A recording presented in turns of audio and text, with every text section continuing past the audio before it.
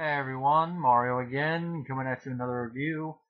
Today I'm reviewing a movie I just got done watching, and I won't say it was a pleasure to watch, because, just to simplify it, I just thought the film was so-so, and I'd say probably lackluster and mediocre, even though I did like a few things about it. It's, of course, the newest sequel to this movie, Texas Chainsaw Massacre, simply known as Texas Chainsaw 3D. Now, it's a direct sequel to this movie, meaning it ignores this film, the sequel Toby Hooper himself directed, this film, Part 4, which I do not have in my collection, and of course, since it's the original continuity, it definitely ignores this film and its prequel. Now, when I've heard that they were making another sequel, I did not get my hopes up because I didn't want to be disappointed. I just thought, it might be so-so. And I'd say the film basically was what I thought it was going to be. I was hoping if it was better than my expectations, I would be applauding the crap out of it. But nope, alas, they did not exceed any expectation. I don't even know, like I say, they met what I thought the movie was going to be. Now I'll say, I'm probably not the only person to feel this way, because currently has a 5.0, which I think is a little bit higher than Part 3, which I think it should be lower than Part 3, because I can honestly say, even though I haven't seen all of them in a while, the only film I like this one more than in the whole series is Part 4. Out of all the films, this one goes up at the highest of them. But I can honestly say, I like Part 2 more, I like Part 3 more, I like the remake more, and even though I'm going to have to give it a rewatch, the first time I watched the prequel to the remake, I liked it more, although that's the only major problem I have with that movie is the ending. And I'm not the only one. On Rotten Tomatoes, it has a 21% with the critics, and this is what they say. As an ugly and cynical attempt to rebrand Leatherface as a horror antihero, Texas Chainsaw 3D is a bold move for the franchise. I will agree, it does try to make him an antihero, which I have to say that is a bold move because we've always come to see Leatherface as a villain, so trying to make him an antihero in the way they attempted it, I applaud him for trying something different. It's just, as I'll get into it later, they needed to focus a little bit more on it. And with the audience, it is a 54. I think it could be lower. I think it should be like a 40 there. Like I think it should be at least like a 4.0 on IMDb. That's just me. And the movie is directed by John Luessenhop, which I want to see what other films if he's directed any other film. Real quick. He's the director of Takers, which I've never seen that movie. Let me see what movie is it. Never seen that movie. He also directed a movie in 2000 called Lockdown. Apparently that's it, all the ones. I've never even heard of those other two films, but I will say, from a camera point of view, his direction is just so-so. It's basically typical horror movie stuff, what we would expect.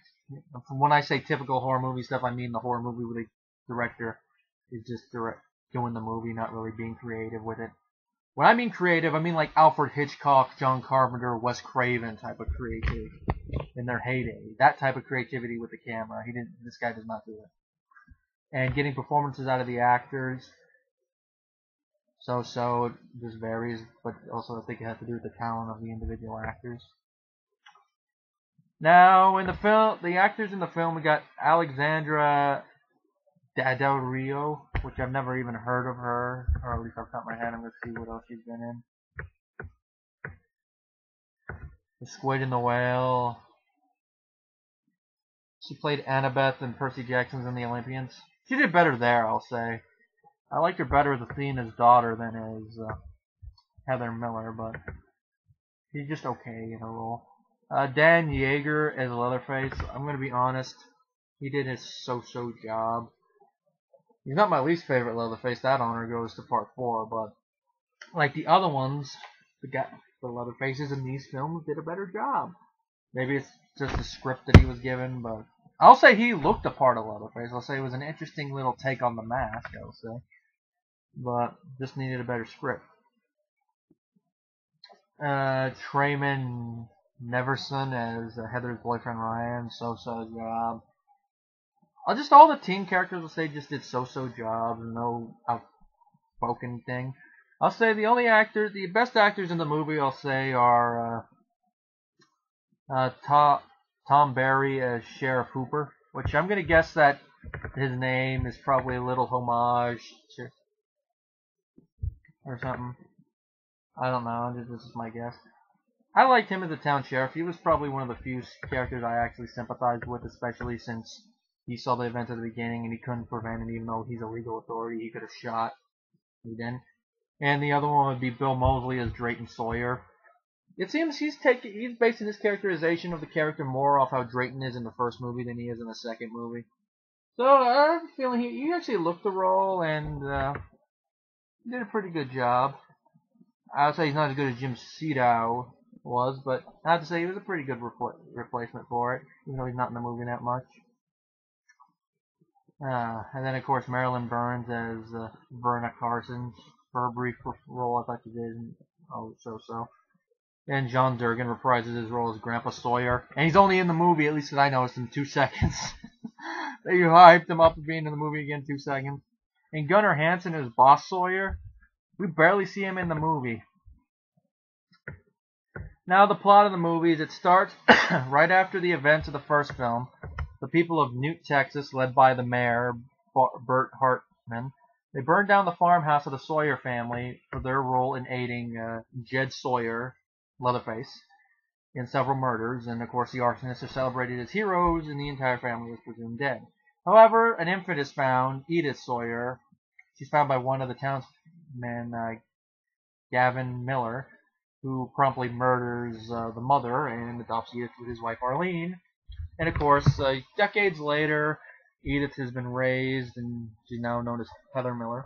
And one day Heather is notified that her grandmother, Verna Carson, has passed away and left everything to her.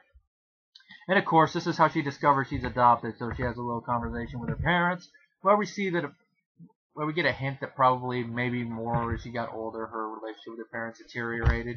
Either that, her parents were not good parents. They're the type of parents that you think the Child Protective Services should be notified on, but it's only vaguely hinted, which, off the bat, I'll say one of the things that this film really needed more of, and this was part of one of the reasons I feel the writing should have been a little bit more focused on, is that it needed more character development, especially with the character of Heather, especially considering what happens in the final act of the movie, which I will spoil near the end for those of you who are wondering. It's going to be something I do. It's one of those times I do not give a crap that I'm giving a spoiler, but you'll see why. Anyway, she and her friends eventually go, and they pick up a hitchhiker on the way. They arrive at the house, they meet the lawyer, he gives them a letter from the grandmother, which they do not open, which by the end of the movie, you see, this is one of those times where at the end you're like, you just want to smack the characters. It's like, you could have prevented all of that. You could have prevented all of that just by simply reading the letter. It's one of those times you want to smack the characters. You want to, it's like George, you want to smack him like George Lopez's grandmother. I'm going to bounce off the wall, I'm going to hit you so hard. Anyway, eventually, one of them goes down to the basement, they meet Leatherface, but they get killed, and Leatherface starts picking them off one by one, which that is one of the problems with the character development in the end. And of course, a few of the people that torched the farmhouse find out. They go after both Leatherface and Heather because they know she's a Sawyer. And begin in the final act where Leatherface kills one of them and Heather basically kills the other one, and basically decides to care Leatherface per her grandmother's wishes. And in the copy of the film I watched, because yes, I watched this film online because I didn't feel like paying money to see it. There's apparently a post-credit sequence where someone shows up, where the parents show up at the farmhouse, and they get what's coming to them by Leatherface, which I have to say, despite the fact that they're Heather's adopted parents, they got it coming. And I have to say, even though at the beginning I will say I was kind of mixed on the mob at the beginning, because even though it is a direct sequel to this film, and we know what the family did in this movie, so for that you could feel that it's kind of justified that they're going to an angry mob. What one of them said is their justification for it, I just wonder, if I was a sheriff, I would have pistol whipped him. Yeah, eye for eye, can't fight the good book. Really, you're going to use the Bible to justify torching the house, really? Especially since I already had things under control. Because that's one of the reasons I feel for the sheriff. He already had the situation under control. Drayton was going to give him Leatherface. As far as we knew, there wouldn't be a shootout. And then these big rednecks come in and have to spoil it with a lynch mob. We're going to get her done. Really, Larry the Cable Guy, you're coming in with your shotgun? Why are you doing this just because I'm black? Because that's another thing, the sheriff is black. So I have 70s, I have a feeling that's probably one of the reasons they're not listening to him. If it was Samuel L. Jackson, you know, he would have pistol whipped all them and like, motherfucker. Anyone else gonna not listen to the sheriff? Now that would have been fun. Samuel L. Jackson is the sheriff in a Texas Chainsaw Massacre movie. Come on, use that chainsaw again. I dare you. You know you'd love to see that. Even if it's just a Saturday Night Live parody, you'd love to see that. But I do like that the sheriff, he does get a little bit of character development. You see in a few scenes, and his is not really needed to be overt if you pay attention to the movie, especially at the end, since he does kind of send the whole good thing back at one of them. Now, Leatherface, he doesn't really need much character development because of how his character is in the first movie. It's just more of implied stuff. So with him in the movie, the stuff and him, you know, thinking family's important, it's very subtly stated. But that I thought was dumb. That I don't think they could have improved on. If anything, it would be how the character of Heather handles the situation in the movie. Like I've already mentioned, if she had just read the letter, none of the crap would have happened. But the thing that really clinches it is what she does in the third act. In the third act, she finds out about what happened to her biological family, how they were porched and stuff. And she also finds out that two of the people that did it were her adoptive parents, and, you know, writes the whole thing murderer on the picture, sees that they were all praised as heroes for vigilantism, even though you could argue that the Sawyers deserved it, but they'd already surrendered, so that's why I say I'm mixed on him. But back to her. Her feeling that way I can see, because she's dealing with the whole thing. She finds out she's adopted, and also the little hint it gives about the fact she has a rocky relationship with her parents. It probably might have been a bad time growing up with them. So I can understand why she'd be like that, and maybe why that would be a reason why she would lean towards sympathizing with her cousin. But did she forget in the last act that Leatherface horribly butchered her friends and attempted to kill her? Now, the attempted to kill her, that I could see her forgiving, because Leatherface didn't know it was her at the time, so even if he had killed her and was probably looking through the body later, he'd be like, yes, that was Leatherface talk for, oh shit, I just killed my cousin, in case you don't speak Leatherface. But anyway, that I can understand her kind of forgiving, but the fact that he horribly butchered her friends, they don't make reference to it in it. That's what I mean by it. They could have written it a little bit more, like maybe given a few more scenes of her trying to reconcile the fact that her cousin just killed her friends and all that. I mean, it's something like that we need a whole scene to develop to. Maybe it's the fact that Alexandra is not as experienced an actor to handle something like that. Maybe that's why it falls flat. Maybe a more experienced actress could have handled it. And also the writers need to do it. Apparently, the film was rewritten a little bit before it was filmed. They should have rewritten it a couple more times to add more character development, because she's the one that needed the most character development. Because a lot of the other characters didn't need it. The mob guys, we all know why they're gonna hate her, because of the whole vigilantism. The sheriff guy, his being subtle was okay. Leatherface, we don't really need that much. It's only very subtle. It's just she's the driving force of the movie. So if you're not really gonna buy a lot of stuff with your character, the film's gonna fall flat, and that's part of the reason why that. Here are the major problems for the movie with me. 1, we need a director that actually knows how to film horror creatively. 2, we needed a better score. The score was just so-so. 3, the writing needed to be improved. And also the fact, now this is more of a personal thing, that I hate that this film is disregarding these two films. Granted, these technically are alternate sequels. Unless you come up with elaborate things, you have to view these as alternate sequels to this one. what the film should have done, if it was me, what I would have done is I would have tried to have made it not only a sequel to this movie, but a sequel to one of these two. Probably easier to do with this one because of how this movie ends. Because with this one, with the whole explosion thing at the end, you have to come up with an elaborate thing, do some reshoots, get a stand-in for Dennis Hopper. You guys all know what I'm talking about. So it'd probably be easier to do with that one. But what I would have done is take the opening sequence. I would have kept that in the movie, made that why they had to leave the house in the first movie, and something.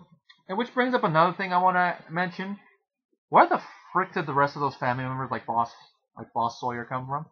In the first movie, the only members of the Sawyer family we see are Grandpa, the remains of Grandma, which is another thing I'm going to bring up in a little bit. Of course, Drayton, Leatherface, and the Hitchhiker.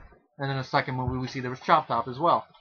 So where were the rest of these guys? Are these guys just other... I would just guess that they're probably members of the Soy family that don't live in the house. Probably after the girl escaped, Drayton's like, "Yeah, stop it! You're going to bring the cops here!" And he called the rest of his family. That's just what I would guess. That's just my guess, but they don't explain it. They should have explained it, so that's just me, though. Because they just are there like they were there. I'm like, what? That's another thing. Like I said, the writing needed to be better. And after that scene, what I would have done is like maybe do like a montage sequence of like newspaper headings or something.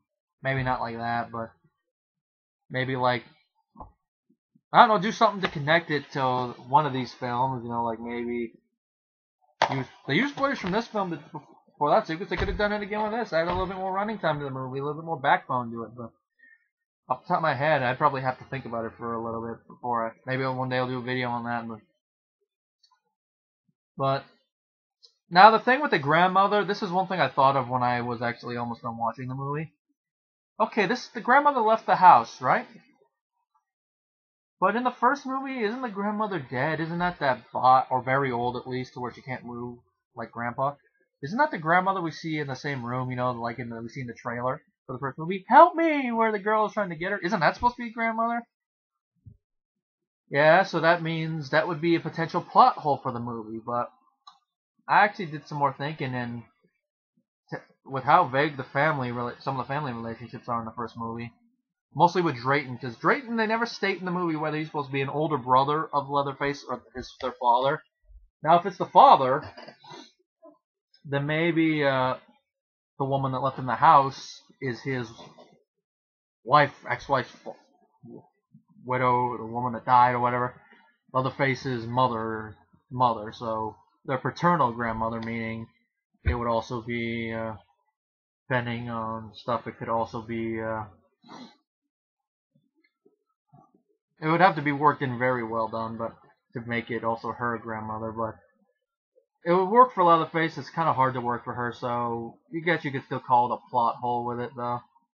But it's just them trying to ignore something. They try to call it a direct sequel, yet they make a plot hole like that anyone who's seen this movie would remember. Unless the old woman was Grandpa's sister, which I doubt. It's just the film just feels unneeded. At the end of the day, and yes, I'm holding back a sneeze. It just feels unneeded. A film we didn't need. It had a budget of $20 million, and honestly, I can't see it. I'll say the way the film looks, it looks like it was filmed on $10 million or something like that. It just doesn't look like a $20 million budget.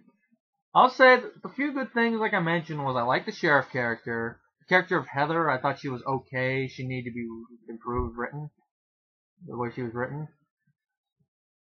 The basic outline of the story, I'll say, was interesting but needed improvement in the way it's executed. Falls super flat. But there's not enough for me to recommend this movie. I'll just say for curiosity's sake, if you want to see how they insult this movie and how they spit on the legacy of these two movies, they're trying to say that this is the true sequel. No, if anything, this is the true sequel to this movie. This one was also written and directed by Dennis Hopper. So if any other films have that, it's that. And in case you're wondering, this is the bare bones edition. They don't have the special edition yet. And speaking of Toby Hooper, you know what I meant? I meant Toby Hooper. That's what I meant. But speaking of Toby Hooper, I heard that he gave this movie a little bit of a praise.